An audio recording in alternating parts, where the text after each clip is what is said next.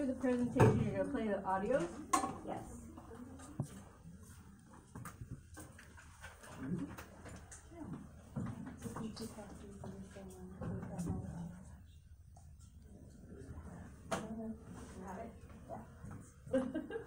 Okay, so my name is Sonia, and I'm really excited to do my presentation today because my presentation is not as awesome as your guys' is, but I chose REBT because that's what my therapist uses on me. I asked her, you know, which therapy she uses, and she told me she uses dialectical, and she also uses REBT. I wouldn't have chosen SFNT, but Monica told me that we had to. So, with that, being that, you know, having said that, I chose Clara to be my client for this presentation. She's 50 years old. She's Native American. My client has been diagnosed with depression, anxiety, PTSD, bipolar disorder. She's also been an alcoholic since the age of 14. The client is a mother to 11 children. She lost 2 of those 11 children. And later on you're going to hear an interview, not an interview, but you're going to hear a session that I had with her. And she states in her biography, and what she's sharing with me, she states that she has 12 children actually. One of those children she adopted, her and her husband adopted from his sister. She was out very bad alcoholic. She couldn't take care of the child, so she gave the baby to my client.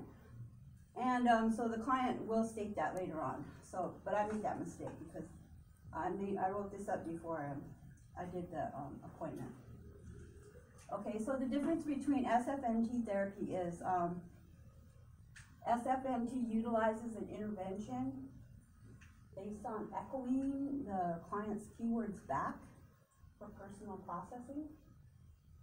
Language matters, and SFNT brings attention to what is said by the client and the therapist.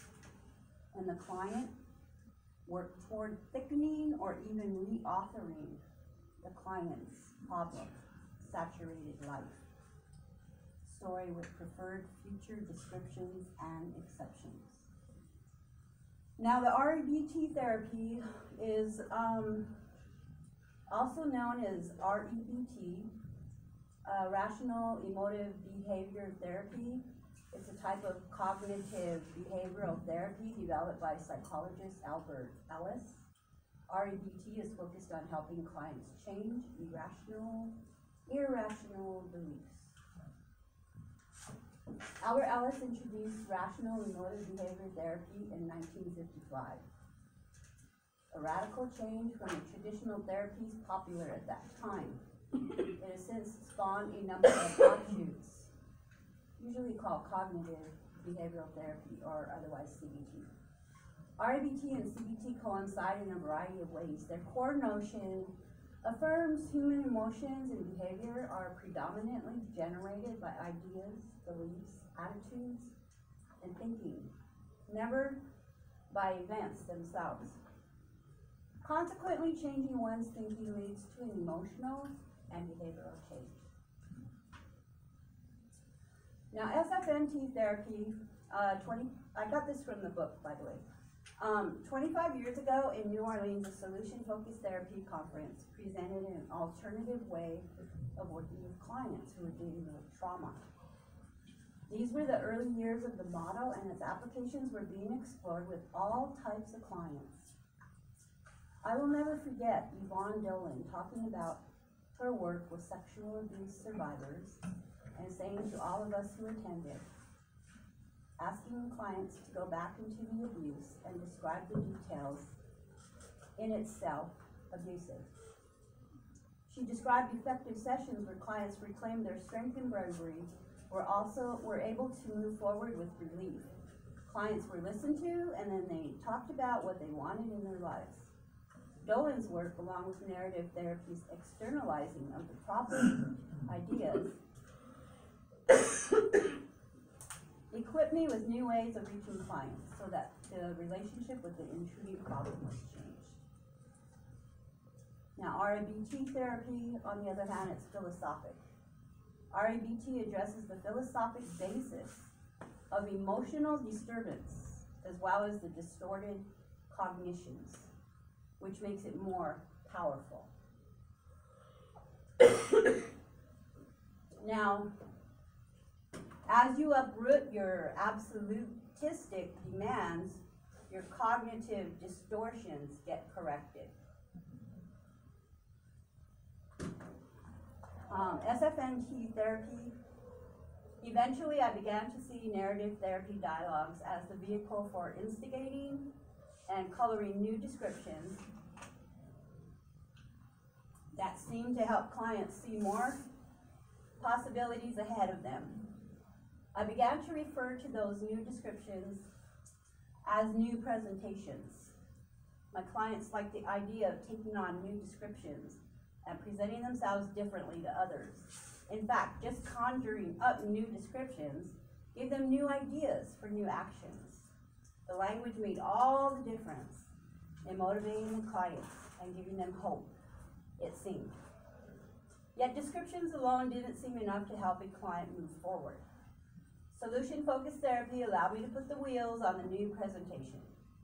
Using the identified exceptions that emerged in our conversations helped to adjust the tempo and the direction of the vehicle. My clients seemed to appreciate the blend, got better quickly, and referred others. So this is a social worker that is explaining how she was successful in getting new clients. Now, RABT therapy posits 3 core demands fueling cognitive distortions and underlying emotional disturbances. Number 1, because I strongly prefer to, I absolutely must do well in life and get the approval of significant others or else I'm no good. Number 2, because I keenly desire it, others absolutely must treat me well or else they're no good. And number 3, because I passionately wish it, life absolutely must go well or else it's no good. These demands create anxiety, depression, guilt, anger, resentment, procrastination, and addictions.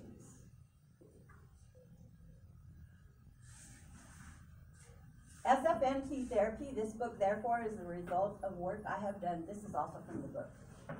Over 20 years that has evolved into a way of doing psychotherapy and family therapy with a postmodern flavor. After seeing this approach could be helpful, it became impossible not to think within both models whenever I saw clients. In our first sessions, the clients always seemed to be presenting gifts of language to me that showed me which way they wanted to go in therapy. And when they brought into our conversations their family values and beliefs about life and what they dreamed of, new chapters evolved with rich dialogue that allowed them to step out of troubled times and into satisfying possibilities and to experiment with new actions. So, this is something I really like about RABT therapy is the unconditional self-acceptance.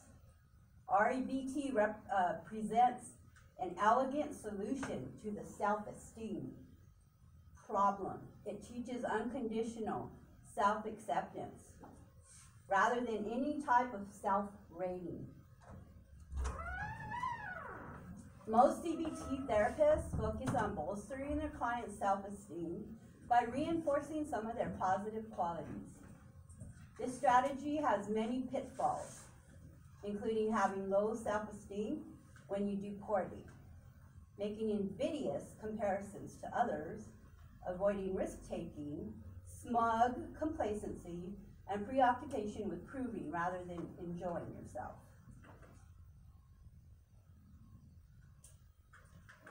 Now, SFNT therapy, what lies behind you and what lies in front of you pales in comparison to what lies inside of you, and that was by Ralph Waldo Emerson. Of all the clients I've worked with, those whose lives have been violated by the violence or sexual abuse have been the bravest clients.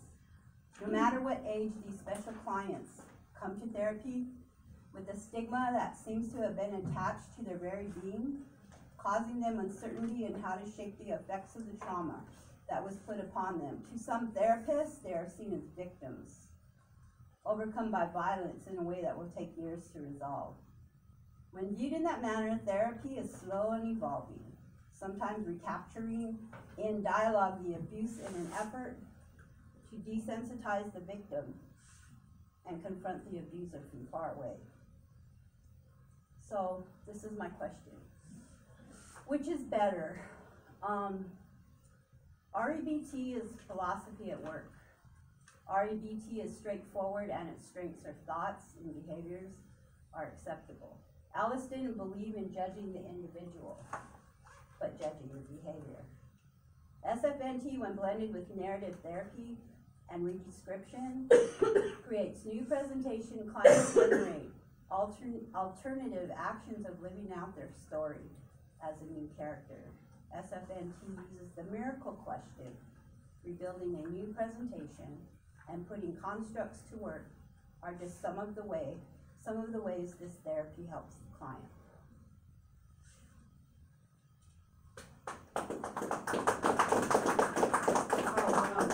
I'm gonna play you an audio right now.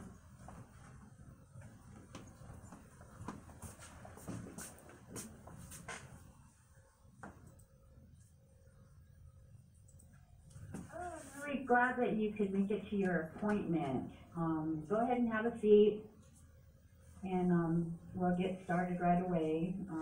I know that you're new to our office and everything, but I'm really glad that you found us. And so let's just start off by finding out a little bit about you. So your name is I'd like to be called Miss K. Miss K? Yes. Okay. M-I-Z, capital K? Yes. Oh, Miss K. Okay, got it. Okay, and then your age? I am 51, I believe. 51. Okay. So let's talk a little bit about your family life. How many children do you have, if any? I have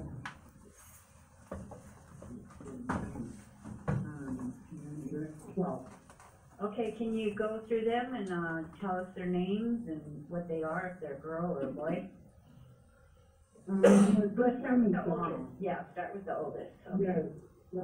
This is from oldest to youngest. Okay. My first girl is Donna, girl.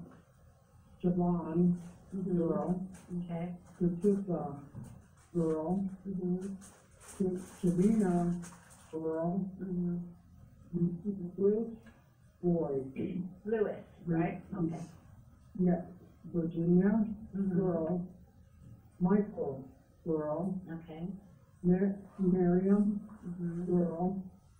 Burnett, girl. Angelo, boy. Angela, girl. And Wakia, boy. Oh my goodness, so you were really busy with all those children. Do you come from a big family? Yes, I do. You do, okay. Yes. I have 9 brothers and 4 sisters. All of which are in hockey too. Oh my goodness. Okay, so I was just wondering what brought you into our office? What are some things that you've been going through that you need some help with? And Well, you could share that. Yeah, I come from a abusive childhood, and I was molested when I was little, raped when I was a teenager, and I just have a lot of like anxiety, and I have freaking out insomnia real bad. Oh, I no. take a lot, yes, I take a lot of medication Mhm. for, mood. And, Mood, so like, your moods go up and down or something, or well, mostly calm down. down? Oh, okay. Yes, yes, and I don't think there's ever been happy so, but, they tried to consult it in other places that I have no, Mm-hmm. with medication, and so far I'm being paid for the guinea pig. But some of it works and sometimes it don't. Oh, okay. So, I'm not looking for a quick fix, because I've never ever had one, so. oh, okay. Yes, yeah, I see the time. You're kind of looking for, you're probably thinking of, you're gonna be in therapy for a little bit, right? Longer than like Well, maybe 2 or 3 months? yeah, no, I've been in, therapy in different areas that I lived for, over the past 11 years now. 11 years? Oh, okay. Yeah. Wow. Okay.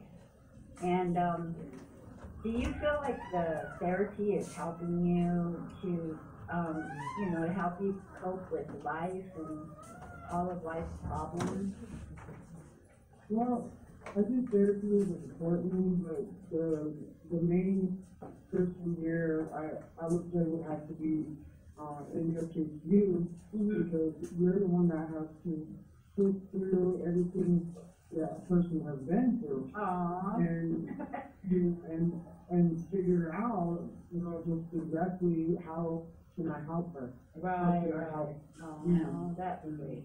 So it takes a lot of time and effort to do these things that we're doing, because you go through so much, and then when you recall everything that happened to you, you gotta go to bed with that, and Yeah, it's hard to thinking sleep about with it. any thoughts racing, Yeah. racing all the time. And that's how mine is, my thoughts race all the time. I have a personality problem. I got 3. Oh, really? Yeah, Oh, can you they- tell me a little bit yeah. about your personality? Well, I got one, all she does is cry, and she's a hurting one. Right. She cries, even when she watches TV, she cries, and, the little things hurt, where they hurt her, she cries, she cries real hard. And the other one is, more of a psycho, person. She's the one that, gets mistakes to think that she can overpower her, and you and her fight all the time. Oh, I see. Okay. Yeah, so there's a lot of fighting going on in my head because of, my past and everything. So you that get an I've been idea of that, it goes on a little bit longer, so we're gonna go ahead and move on to the next one, but that was just to give you an idea of, the kind of counseling that I go through. Those are some of the ways that my counselor, or therapist, sorry. What technique were you using, what theory? I was using RBT, going based on emotions and thoughts. And then this here, next, one I'm gonna do is, SFMT, technique that I've used on her. I'm gonna ask you the miracle question right now. And that question is, suppose tonight while you slept, a miracle occurred. When you awake tomorrow, what would be some of the things you would notice that would tell you life has suddenly gotten better?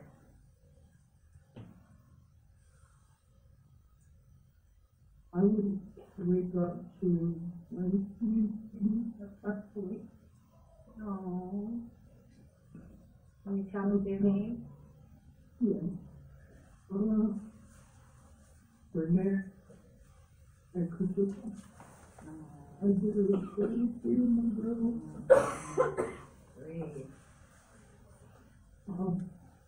After I wake up to, and wake up and spend time with my brothers. So much. It would just be amazing, I'm sure, be able to experience that miracle Yeah. of being able to smell their hair and see their smiles and be able to hold them. Yes, yes, yes.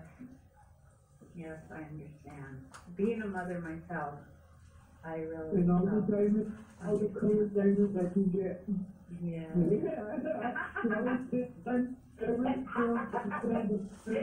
You're like, oh, let me slide that in there too, because that would be really cool. Yeah. My best friend. Okay, well, I'm really sorry, you know, I made you cry by bringing that up, but, yeah, that's one of the questions that we like to ask our clients, so, to help them to see that there is hope, you know? Yeah. There is hope in our life, there really is, you know? Much trauma and Is this a real client? Yes, that's it. And you had written permission for Written permission for what? audio taper? Yes. No, I don't have written permission, but I could get it if you need it. Yeah, that's somebody that, I know, so personally. Not somebody you're doing therapy with. Yeah, no, I was just using it, I told her what I was doing, I said, I'm just trying to. But you aren't the clinician, this is just No. a friend of yours. Exactly, Okay. yeah. All right. It was just to give everybody an idea of how that's gonna work when you Okay. actually do it as a therapist, what could happen, Okay. you know. I just want to be clear. I wasn't a client. All right, thank you. You ready, Cheryl? You really are. Stan's cheering you on. What is that? Like this.